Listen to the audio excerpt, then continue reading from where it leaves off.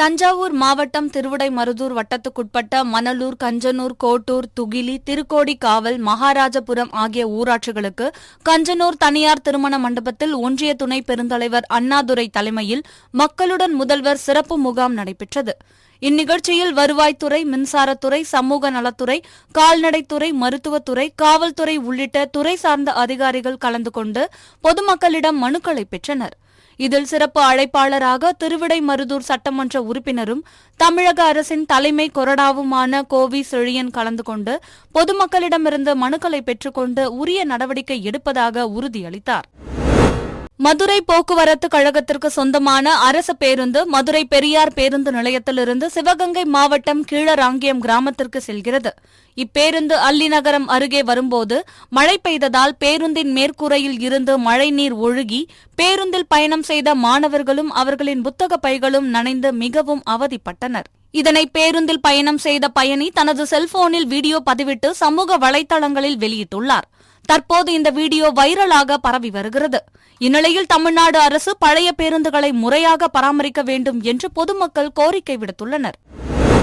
தேனி மாவட்டம் ஆண்டிப்பட்டி வனச்சரகத்திற்கு உட்பட்ட ஏத்தகோவில் மலை அடிவார பகுதியில் யூடியூபை பார்த்து ஏத்தகோவில் மற்றும் பாலகோம்பை பகுதியைச் சேர்ந்த 6 பேர் நாட்டு வெடிகுண்டுகள் தயார் செய்து காட்டுப்பன்றியை வேட்டையாடி சமைத்துள்ளனர்.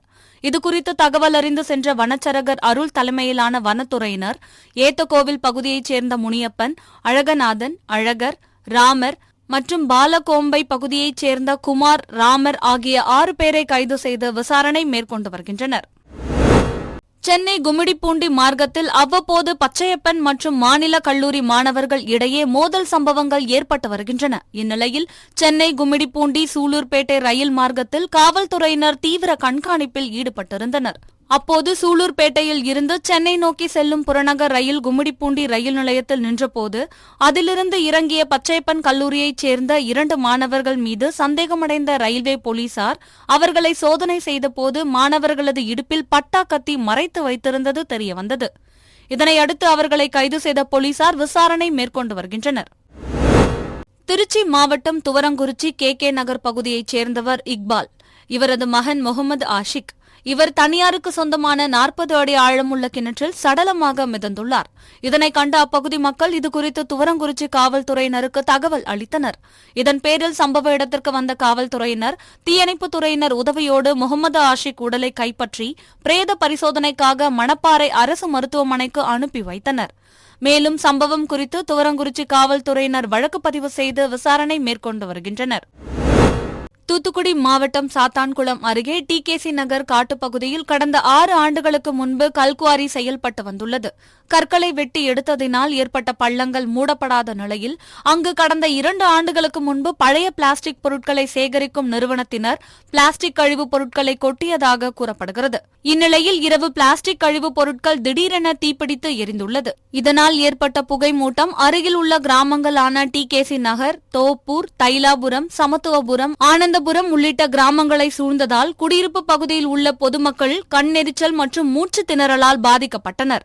பின்னர் இதுகுறித்து தகவல் அறிந்து வந்த சுகாதார ஆய்வாளர் ஜெயபால், கிராம நிர்வாக அலுவலர் செந்தில் முருகன் மற்றும் மெய்ஞானபுரம் போலீசார் சம்பவ இடத்திற்கு நேரடியாக சென்று பார்வையிட்டு ஜேசிபியை வரவழைத்து பிளாஸ்டிக் கழிவு கொட்டப்பட்டு இருந்த பள்ளத்தை மணலால் மூடினர்.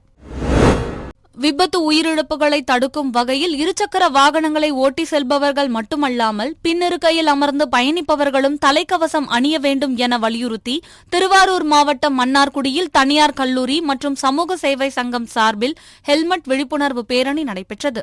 இதில் மாவட்ட ஆட்சியர் சாருஸ்ரீ கலந்து கொண்டு வாகன ஓட்டிகள் கட்டாயம் தலைக்கவசம் அணிய வேண்டியதன் அவசியம் குறித்தும், வாகன விபத்துகளில் ஏற்படும் பெரும்பாலான உயிரிழப்புகள் ஹெல்மெட் அணியாமல் செல்வதால் ஏற்படுவது குறித்தும் விளக்கி பேசினர். பின்னர் கல்லூரி மாணவிகள் பங்கேற்ற ஹெல்மெட் விழிப்புணர்வு பேரணியை மாவட்ட ஆட்சியர் சாருஸ்ரீ கொடியசைத்து தொடங்கி வைத்தார். இதில் ஏராளமான கல்லூரி மாணவிகள் கலந்து கொண்டு பதாகைகள் ஏந்தியவாறு பொதுமக்களுக்கு துண்டு பிரசுரங்களை வழங்கி விழிப்புணர்வு ஏற்படுத்தினர். தேனி மாவட்டம் அம்மச்சியாபுரத்தை சேர்ந்தவர் சதீஷ்குமார். இவரது மனைவி அஜிதா தற்போது 6 மாத கர்ப்பிணியாக இருந்தார். இந்நிலையில் இந்த தம்பதியினருக்கு ஏற்கனவே பிரித்திகா என்ற 5 வயது குழந்தை உள்ள நிலையில் தேனியில் வேலை செய்து வந்த சதீஷ்குமார் கடந்த சில மாதங்களாக வேலைக்கு செல்லாமல் மன அழுத்தத்தில் இருந்ததாக கூறப்படுகிறது. இந்நிலையில் இரவு சதீஷ்குமார் தனது கர்ப்பிணி மனைவி மற்றும் 5 வயது மகளையும் அரிவாளால் வெட்டி கொலை செய்துவிட்டு தானும் தற்கொலை செய்து கொண்டுள்ளார். இச்சம்பவம் குறித்து தகவல் அறிந்து வந்த பழனிச்செட்டிப்பட்டி காவல்துறையினர் சடலங்களை கைப்பற்றி உடற்கூறாய்வுக்காக தேனி அரசு மருத்துவக் கல்லூரி மருத்துவமனைக்கு அனுப்பி வைத்து விசாரணை நடத்தி வருகின்றனர். தருமபுரி மாவட்டம் பாப்பாரப்பட்டி அருகே கிட்டன அள்ளியில் கர்ப்பிணி வயிற்றில் உள்ள குழந்தையின் பாலினம் கண்டறிந்து பெண் குழந்தை என்றால் கருக்கலைப்பு செய்வதாக மாவட்ட ஆட்சியர் சாந்திக்கு ரகசிய தகவல் கிடைத்தது. இதன் பேரில் இணை இயக்குநர் சாந்தி தலைமையில் மருத்துவர் பாலசுப்ரமணியம், மருந்தாளுநர் முத்துசாமி உள்ளிட்ட குழுவினர் கிட்டன அள்ளி பகுதியில் தீவிர கண்காணிப்பில் ஈடுபட்டனர். அப்போது அப்பகுதியில் உள்ள ஒரு வீட்டில் சந்தேகத்திற்குரிய வகையில் கர்ப்பிணி பெண் ஒருவர் செல்வதை கண்ட அவர்கள் திடீரென அந்த வீட்டிற்குள் நுழைந்து பார்த்தபோது அங்கு சட்டவிரோத கருக்கலைப்பு செய்ய முயன்றது தெரியவந்தது. இதனைத் தொடர்ந்து சட்டவிரோதமாக கருக்கலைப்பில் ஈடுபட்ட சேலம் மாவட்டம் குள்ளப்ப நாயக்கனூரைச் சேர்ந்த சித்ராதேவியை கைது செய்த போலீசார் அவரிடம் தீவிர விசாரணை மேற்கொண்டு வருகின்றனர்.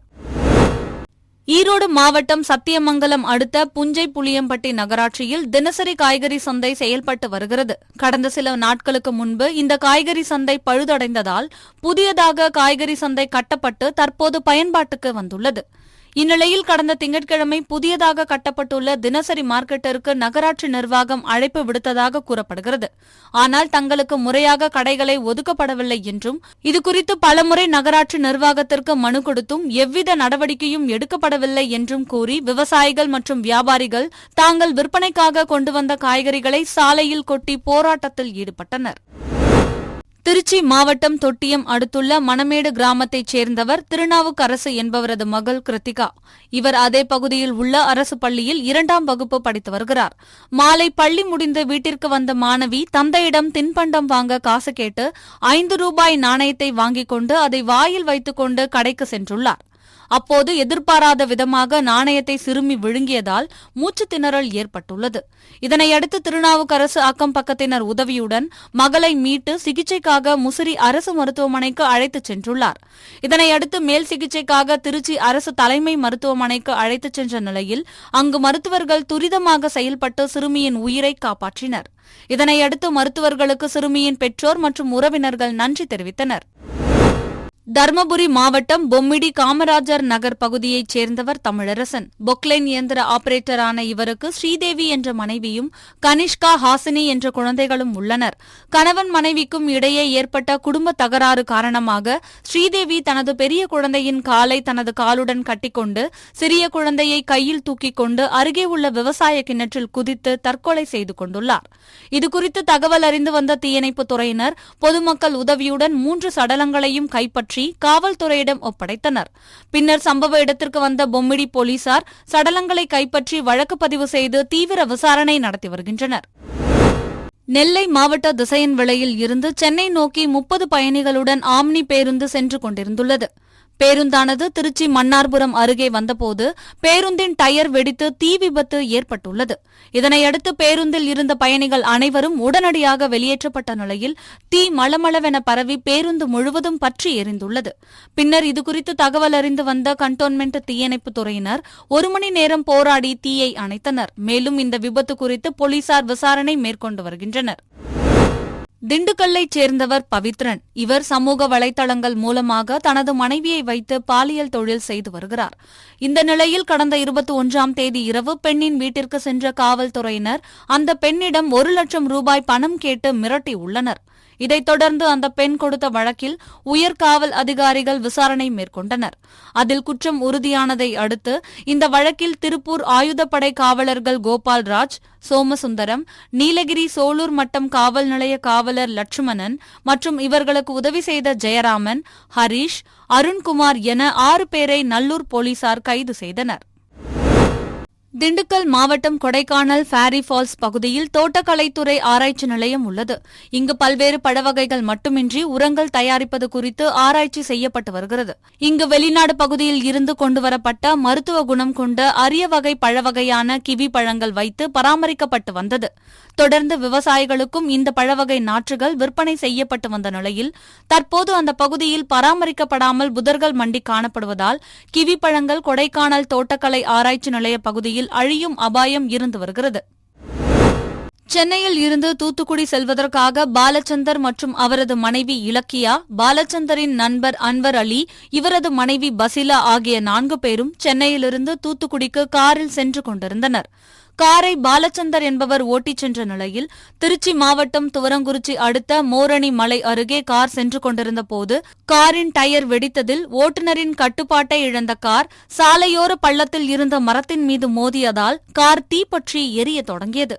இதனையடுத்து காரில் இருந்த 4 பேரையும் மீட்ட அப்பகுதி மக்கள் சிகிச்சைக்காக துவரங்குறிச்சி அரசு மருத்துவமனைக்கு அனுப்பி வைத்தனர். அதைத் தொடர்ந்து சம்பவ இடத்திற்கு வந்த துவரங்குறிச்சி தீயணைப்புத் துறையினர் தண்ணீரை பீய்ச்சி அடித்து தீயை அணைத்தனர். இச்சம்பவம் குறித்து துவரங்குறிச்சி காவல்துறையினர் வழக்கு பதிவு செய்து விசாரணை மேற்கொண்டு வருகின்றனர். திருப்பத்தூர் மாவட்ட ஆட்சியர் அலுவலகத்தில் தமிழ்நாடு குடிநீர் வடிகால் வாரியம் சார்பில் மழைநீர் சேகரிப்பு விழிப்புணர்வு பேரணி நடைபெற்றது. இதில் மாவட்ட ஆட்சியர் தர்பகராஜ் கலந்து கொண்டு விழிப்புணர்வு பேரணியை துவக்கி வைத்தார். மாவட்ட ஆட்சியர் அலுவலகத்தில் துவங்கிய இந்த விழிப்புணர்வு பேரணி தூய நெஞ்ச கல்லூரி வரை சென்று மீண்டும் மாவட்ட ஆட்சியர் அலுவலகத்தில் வந்து நிறைவடைந்தது. இதில் தமிழ்நாடு குடிநீர் வடிகால் வாரிய பொறியாளர் மாணிக்கம், இளநிலை பொறியாளர் தேசிங்கு ராஜா உட்பட பலர் கலந்து கொண்டனர்.